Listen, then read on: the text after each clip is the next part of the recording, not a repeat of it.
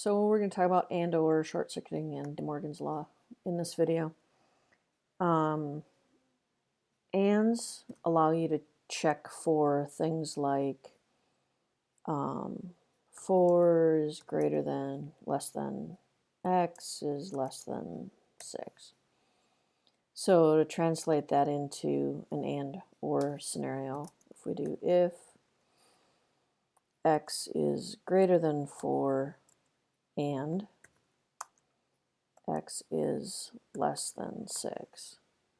And I generally do this to help keep track of what we're asking about. So these two statements are essentially the same things. Both of these items have to be true for an and to resolve to be true. If one of them is false, then they're both false. So here we could say that x must be 5.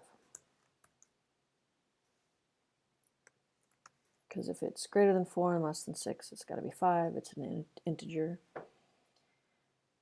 If we do the same sort of thing where x is greater than 4 or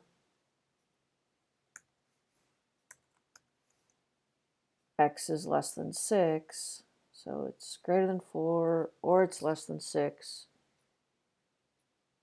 it would be anything.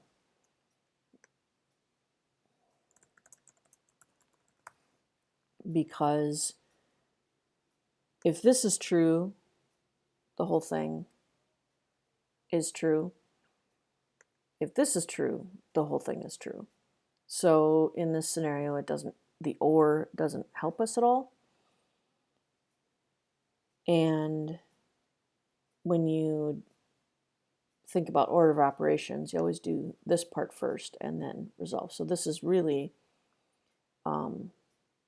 false or true when you look at it. And so when you do a short circuit, when you have an and, you make the first one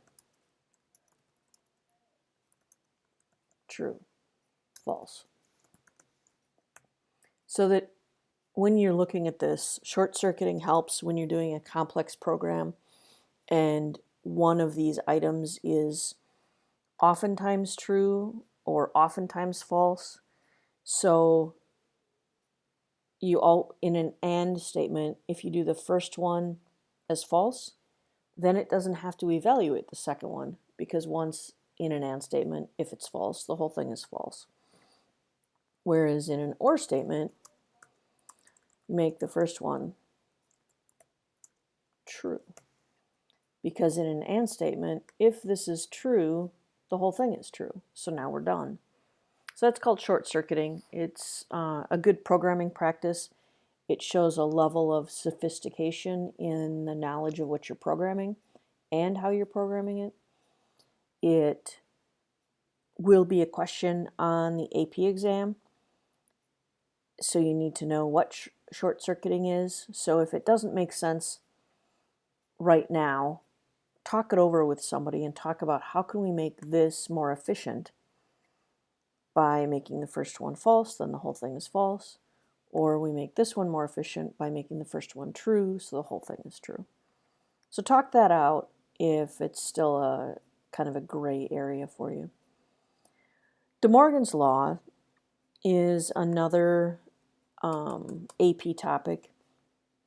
And what that means is if we take a statement such as this, if we say that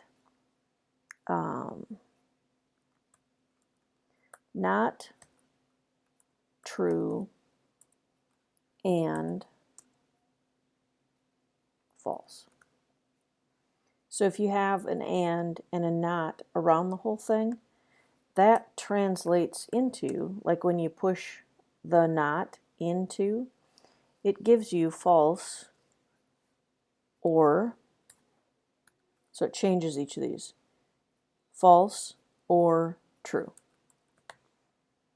So you just push that through and switch everything. So you'd change a greater than to less than. The book does a nice job of talking through that, but basically DeMorgan's law gives you the ability to distribute a not and switch your ands and ors. If anybody's taken electronics, I think they talk much more about it in electronics. There will be one question on the AP exam that deals with DeMorgans.